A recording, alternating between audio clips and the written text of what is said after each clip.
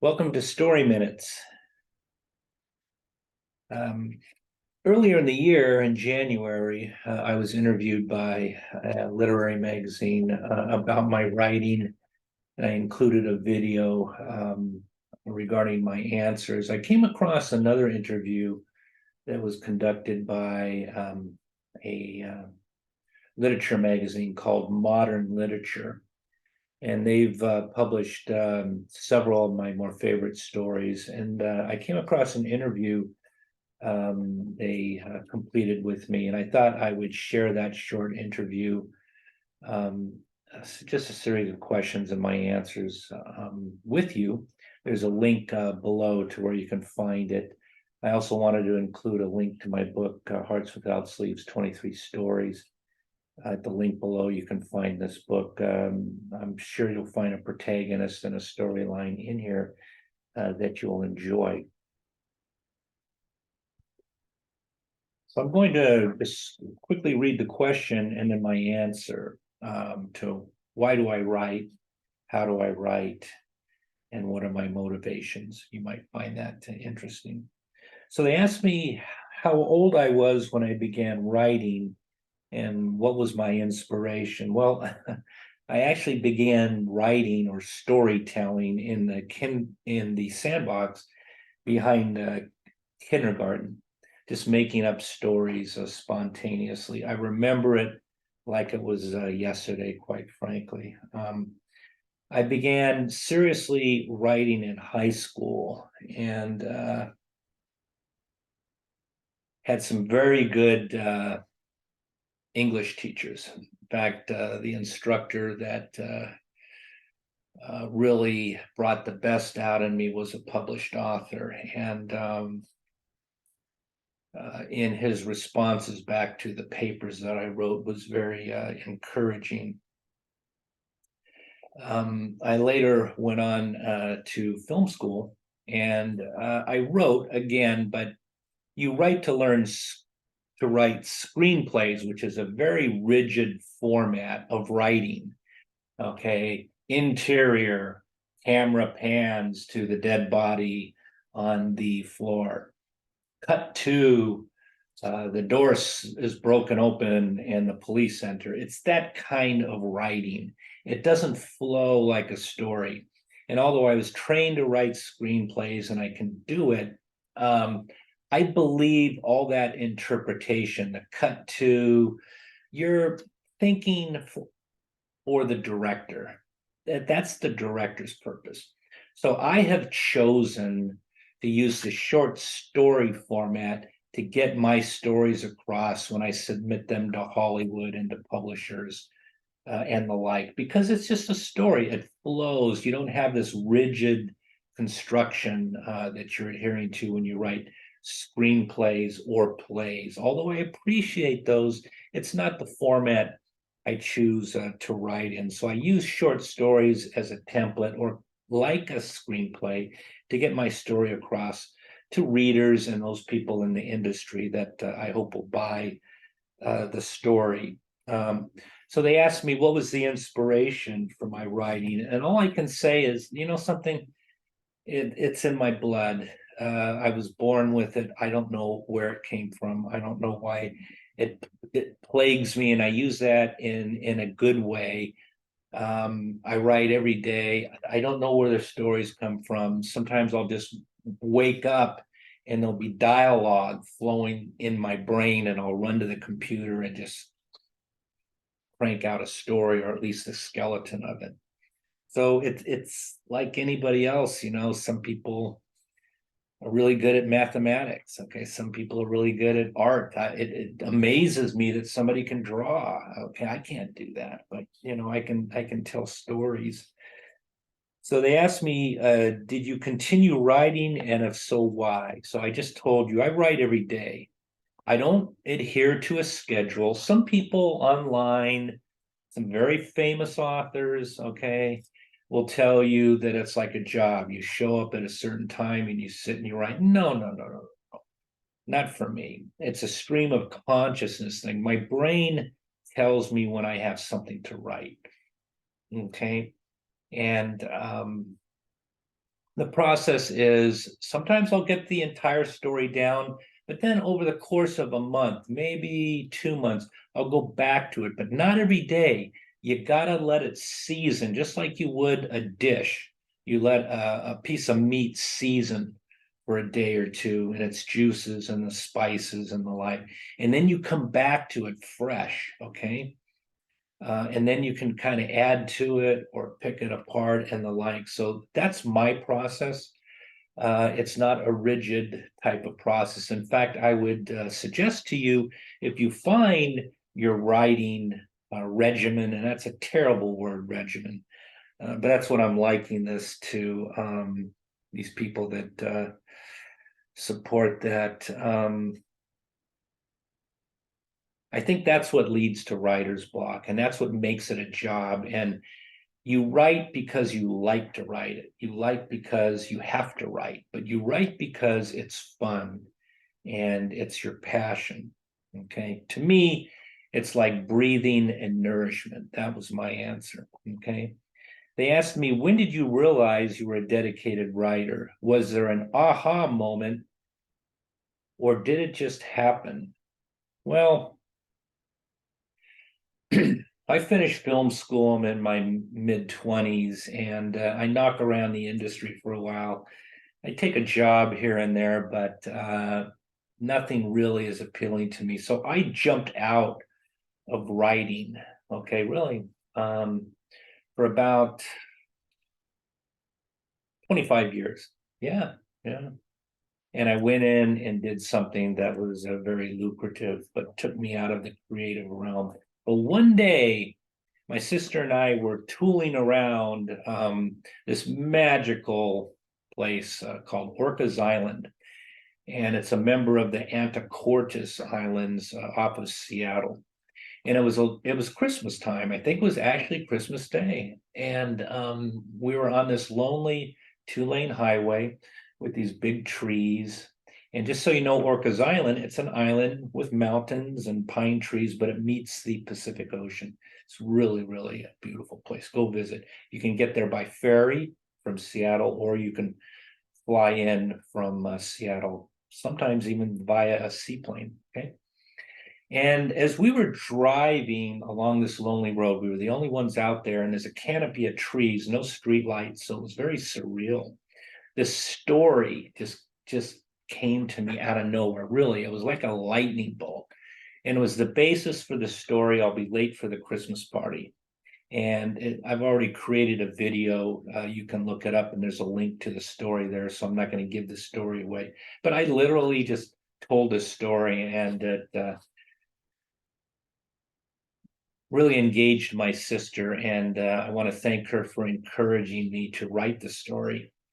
And ever since that day, I think that must have been, oh, could have been 2015. I have been writing nonstop. So I think I'm up to about 55 stories right now. A lot of them are cliffhangers. They could be novels. A lot of them could be episodics. But yeah, I haven't stopped since that moment. Next question is, what philosophy inspires your writing the most? That's a really good question. And I answered it like this: the best and worst in humanity. Okay. The best and the worst in humanity is the philosophy that inspires my writing. And you'll see that throughout my stories. Then they asked me, who are your favorite writers and why? Wow. Okay. So when I was in high school, I had the benefit of studying American literature and English literature. So of course I read all the great English writers. Of course, Shakespeare was one of them, and all the great American writers like Steinbeck. And I'm leaving a lot of people out just to keep this short. And then there were the European writers like Kafka and Hesse. And of course, the great American poet writer, Edgar Allan Poe. But the one writer that I would answer would be Tennessee Williams. And I'm going to read my answer to you. Tennessee Williams captures the grit of the human condition, as if he's pulling up an old carpet, exposing the human vermin underneath. He was a courageous pioneer of subtly exposing previously taboo sexual mores into his stories. Okay.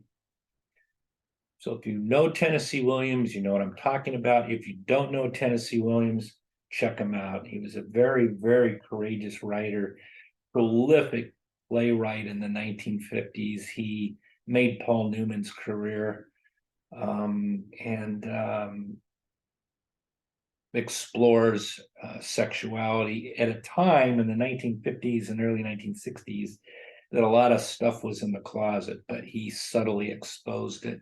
And to this day, any old movie that's on where there's a Tennessee Williams play that's based on, I'll watch it over and over and over again.